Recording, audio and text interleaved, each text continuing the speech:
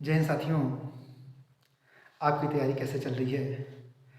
हमें पूर्ण विश्वास है कि आपकी तैयारी अच्छी चल रही होगी। और अभी हम आपके सामने यह डेमो क्लास 3 लेकर उपस्थित हुए हैं। इसके पहले मैंने डेमो क्लास 1 प्रदान किया था, जिसमें मैंने 14 पॉइंट्स के संदर्भ में आपको बताया था और 14 सावधानियां हैं जिसको आप अपनाएंगे तो डेमो क्लास को क्रैक करना आसान हो जाएगा।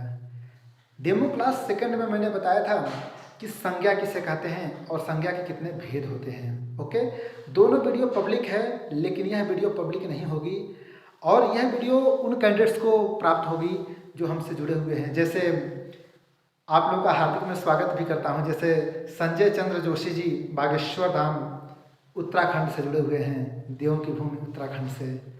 पवन सिंह जी फतेहपुर उत्तर प्रदेश से जुड़े हैं, आपका हार्दिक स्वागत है।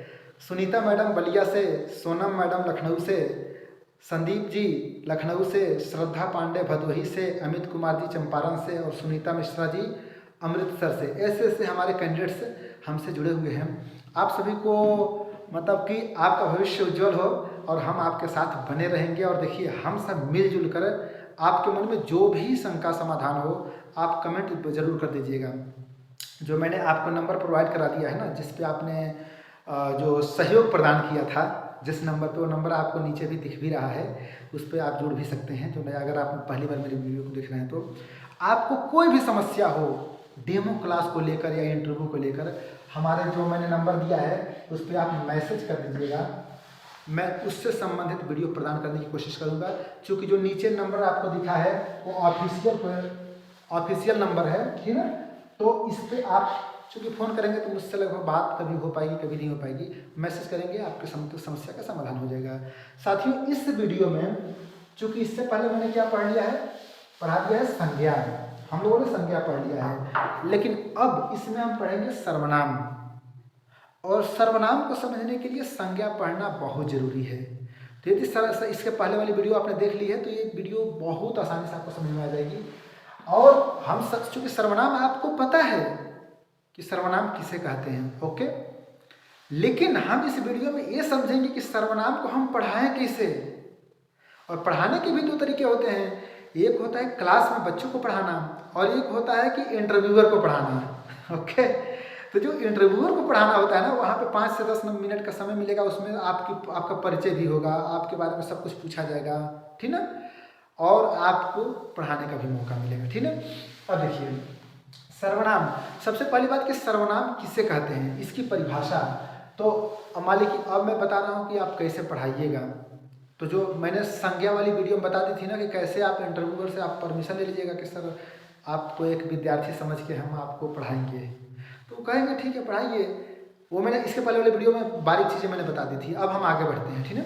सर्वनाम के बारे में देखिए, हाँ, हमसे टीजीटी हिंदी और पीजीटी हिंदी के कैंडिडेट्स ज़्यादा से ज़्यादा जुड़े हैं, अन्य विषयों के भी जुड़े हुए हैं। तो ये जो संज्ञा, सर्वनाम, व्याकरण है, कई कैंडिडेट्स का मैसेज मेरे पास आया था कि सर क्या हम व्याकरण पढ़ा सकते हैं। बिल्कुल आप पढ़ा सकते हैं। बाकी अगर आप पीजीटी के कैंडिडेट्स हैं, पीजीटी, तो व्याकरण तो आपको जानना ही है ना। बिना व्याकरण के आप कैसे टीचर बनेंगे, ये तो जानना ही है। यहाँ तक कि यहाँ तक मैंने महसूस किया है कि अगर आप दूसरे विषय के अदर सब्जेक्ट के अगर आप टीचर हैं तब भी आपके पास बेसिक हिंदी का नॉलेज होना चाहिए। रिटन एग्जाम में ऐसे ही पूछता है। तो मतलब इत्मीनान से आप इसको देख लीजिए, इसकी तैयारी करके जाइए। आप बोल दिए कि सर हम व्याकरण पढ़ के आए हैं, पढ़ाएंगे। बाकी पीजीटी वालों के लिए मैं अलग से भी वीडियो बना दूंगा, अभिव्यक्ति और माध्यम से, जैसे एडवोकेसी पत्रकारिता किसे कहते हैं, खोजपरक पत्रकारिता किसे कहते हैं, ठीक ना। इस तरह से मतलब वॉच डॉग क्या होता है, इस पर मैं वीडियो बनाऊंगा। आप किसी पाठ का नाम प्रदान कीजिएगा, हम उस पर भी वीडियो धीरे धीरे बनाएंगे। हमारे पास अभी टाइम है, इसीलिए मैं कह रहा हूँ ना कि एक एक चीज़ों को हम लेकर चलेंगे। तो ये जो सर्वनाम है ये सबके लिए है इंपॉर्टेंट। आप किसी भी विषय को हो, टीजीटी हो, पीजीटी हो, हिंदी से हो या किसी भी विषय से, क्योंकि व्याकरण है, ठीक है। अब हम समझते हैं कि इसको कैसे पढ़ाना है। ओके, जो आपका मैसेज रहता है उसको भी मैं क्लियर करता जाऊंगा। तो सबसे पहली बात कि सर्वनाम, तो सर्वनाम की प्यारे विद्यार्थियों, कोई विद्यार्थी खड़ा होकर हमें बता दें कि व्हाट इज प्रोनाउन, सर्वनाम किसे कहते हैं। चलिए, अगर आपको भी पता है ना तो हल्का फुल्का में कमेंट बॉक्स में टाइप कर दीजिएगा, ठीक है, ताकि हमको पता चलेगा कि हाँ आप कितने जुड़े हुए हैं। तो सर्वनाम की सबसे पहले आप लोगों को परिभाषा जानना है। क्या है? परिभाषा। अब देखो यही पर सब कुछ छिपा हुआ है, ध्यान से देखिएगा। सर्वनाम, ओके, सर्व माने सबका, नाम माने नाम, तो नाम तो संज्ञा को कहते हैं, किसी व्यक्ति वस्तु स्थान के नाम को संज्ञा कहते हैं। किसी व्यक्ति वस्तु स्थान के नाम को बोध कराने वाले शब्द को संज्ञा कहते हैं। तो उस नाम के सभी नाम के जगह पे जिसका प्रयोग होता है उससे कहते हैं सर्वनाम। ओके, ऐसा को पढ़ाना है। सर्वनाम में ही इसकी परिभाषा है, क्या है कि सर्व सभी, सबके नाम के स्थान पे जिसका प्रयोग करते हैं, जिस शब्द का प्रयोग करते हैं उसे क्या कहते हैं? सर्वनाम। ओके, बात क्लियर हुई? अब देखिए सर्वनाम की परिभाषा हुई। सर्वनाम कितने प्रकार के होते हैं, इसके कितने भेद हैं? तो इसके 6 भेद हैं। कितने? 6 भेद होते हैं। ओके, अब आप ध्यान दीजिएगा कि मैंने बताया था ना कि बात में मैं बताऊंगा, मैं जैसे पढ़ा रहा हूँ वैसे आपको पढ़ाना है। मैं इधर लिख भी रहा हूँ, इधर देख भी रहा हूँ, आई कांटेक्ट चल रहा है ना।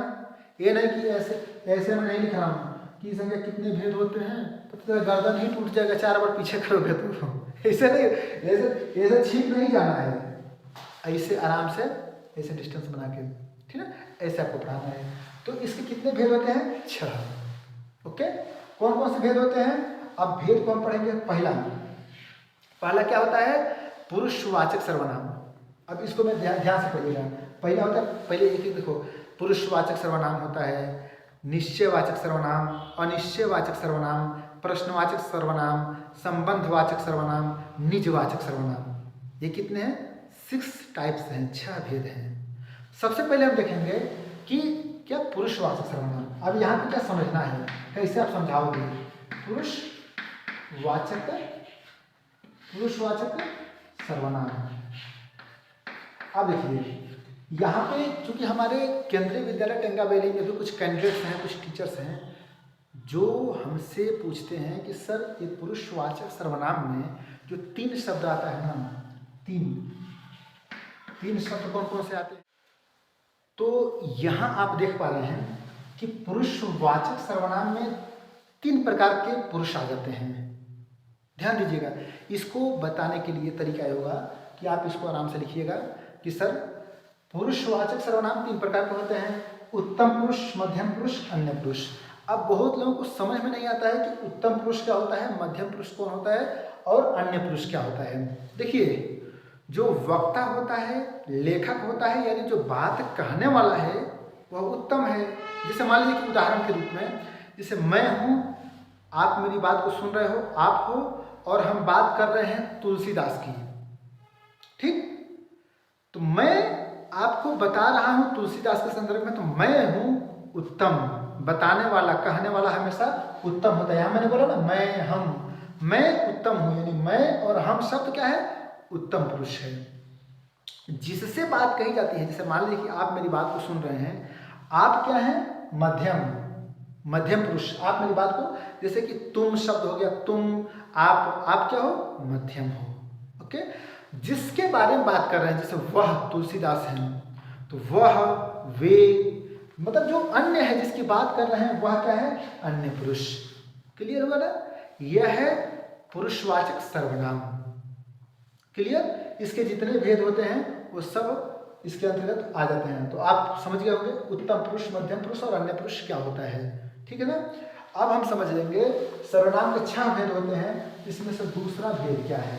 ओके, कोई बताएगा दूसरा भेद क्या होता है? बताइए कमेंट बॉक्स में।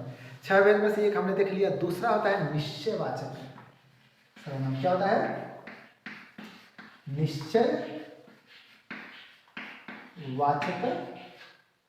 निश्चयवाचक सर्वनाम। क्या होता है? निश्चयवाचक सर्वनाम। ओके, अब देखो 2 को मैं एक साथ बताऊंगा। पहले निश्चयवाचक, दूसरा होता है, तीसरा होता है अनिश्चयवाचक। ठीक है? अनिश्चय, अब देखो अनिश्चयवाचक सर्वनाम। अनिश्चय, निश्चय, यहाँ देखिएगा, जैसे जहाँ पे निश्चित हो जाए, बात निश्चित हो कि हाँ वह मेरा है, जैसे वह मेरा घर है, वह मेरा विद्यार्थी है, ये निश्चित है ना कि वह मेरा ही विद्यार्थी है। यहाँ पे जैसे वह आ गया, यह आ गया, ये सारी चीजें क्या होती हैं, निश्चयवाचक के अंतर्गत आ जाती हैं। ठीक, और निश्चय के अंतर्गत क्या होता है, एक उदाहरण जैसे कि मान लीजिए कि कोई दरवाजा खटखटा रहा है, अब पता नहीं वो कौन सा है, कोई मेरे दिल में है, जो भी है वो अपना सा है। यहाँ पे कोई मेरे पता नहीं कौन सा है वो, जो सपना में आई थी कौन है वो, तो यहाँ पे निश्चित ही नहीं हो रहा है। तो कोई आ गया, कोई दरवाजा खटखटा रहा है, कोई ख्वाबों में आया है। ठीक, ये सब क्या है, अनिश्चयवाचक है। जहाँ निश्चित नहीं है वह निश्चयवाचक है, जहाँ निश्चित है वह निश्चयवाचक है।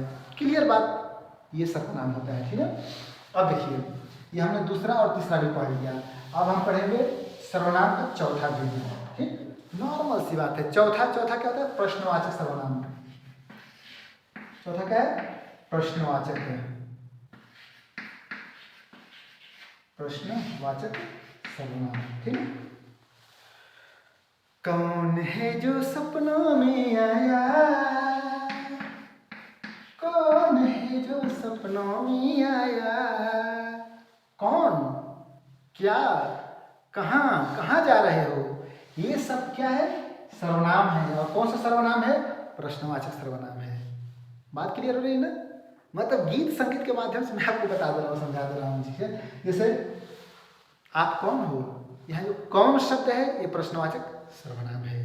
आपको कौन पढ़ा रहा है, तो सुनील चौरसिया सावंत सर पढ़ा रहे हैं, तो कौन, कौन क्या है, प्रश्नवाचक सर्वनाम है। ओके, इन बातों पे आपको ध्यान देना है। अब देखिए संबंधवाचक सर्वनाम भी होता है।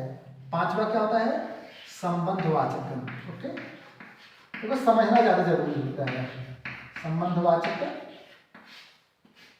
सर्वनाम। ओके, अब संबंध मतलब यह वही लड़का है जो मुझसे कल मिला था, यह वही जो, ठीक ना, जैसी करनी वैसी भरनी। तो मतलब आ गया ना बात सामने, जैसी, जैसी करनी वैसी भरनी, जो बोओगे सो पाओगे, जैसा करोगे वैसा भरोगे, जैसा वैसा जो सो, इस तरह के शब्द आ गए तो क्या हो गया, संबंधवाचक सर्वनाम हो गए। बात समझ गया ना। एक होता है, ये हो गया चौथा पांचवा, एक होता है छठवां। छठवां भेद कौन सा है, कमेंट बॉक्स में टाइप करके तुरंत बता दो, अभी मैं बताऊंगा नहीं। छठवें का उत्तर मैं नहीं बताने वाला हूँ, आप पहले टाइप करके बताइए, सोचिए पहले छठवां कौन सा होता है। सर्वनाम के 6 भेद होते हैं, आप सोचो, दिमाग का घोड़ा दौड़ाओ। ओके, चलिए आप सोच चुके होंगे, हमें पता है। अब छठवें का उत्तर देखिए, छठवां होता है निजवाचक सर्वनाम। ठीक है, अब निजवाचक, जैसे मैं स्वयं आपको बता दूंगा निजवाचक सर्वनाम क्या होता है, लेकिन आप पहले बताओ, कोई एक ऐसा सर्वनाम बताओ जो निजवाचक होता है। निजवाचक, निजवाचक सर्वनाम, निजवाचक सर्वनाम कौन सा होता है, ओके, आप हमें बताओ।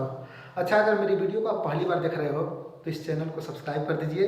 ऐसे ही ज्ञानवर्धक बातें आराम से सहज भाषा में आपको बताने की कोशिश की जाती है। ओके, मैं चाहता हूँ मेरी तरफ से, जैसे मेरा 60 में 55 नंबर आए थे ना, स्कोर मैंने शानदार लाया था, आप मेरे सानिध्य में आए हो, मेरे साथ हो, मेरे साथ पढ़ रहे हो, तो आपको भी करना है। आपके सिलेक्शन में मेरा भी मतलब कि मुझे भी खुशी होगी। ओके, तो निजवाचक सर्वनाम क्या होता है बताइए।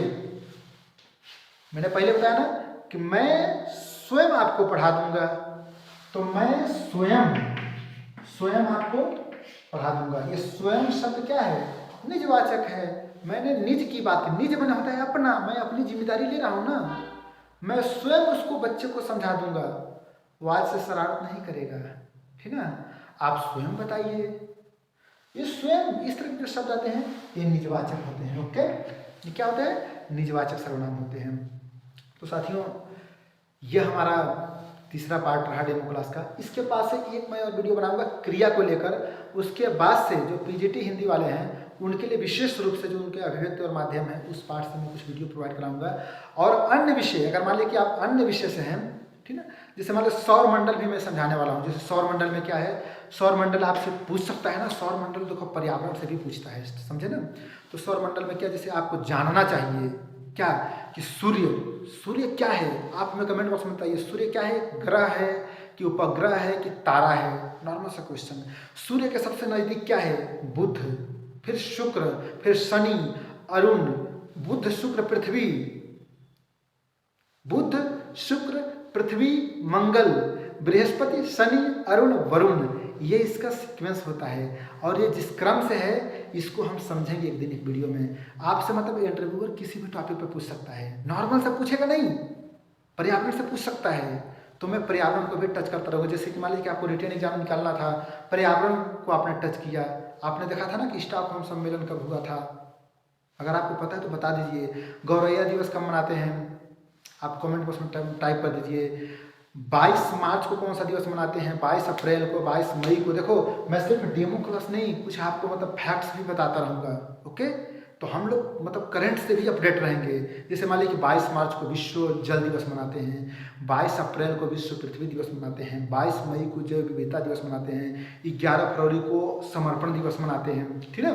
वीर बाल दिवस देखो 26 दिसंबर को मनाना शुरू हुआ है, ठीक है। आप हमें कमेंट बॉक्स में बता दीजिए कि मानवाधिकार दिवस कब मनाते हैं, ओके।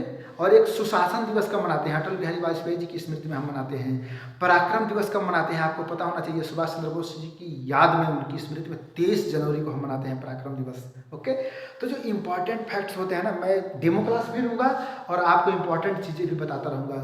तो अगर मेरा प्रयास आपको अच्छा लगे तो इस चैनल को लाइक कर दीजिए, सब्सक्राइब कर दीजिए। और अगर पहली बार मेरी वीडियो को देख रहे हैं तो फिर हमेशा के लिए हम लोग जुड़े रहेंगे। और फिर मिलते हैं शानदार वीडियो के साथ। अगली वीडियो आपको किस टॉपिक पे चाहिए, अपना भी राय जरूर दीजिए कमेंट बॉक्स में, ठीक है। ओके, बेस्ट ऑफ लक, अपनी तैयारी को जारी रखिए। जय हिंद।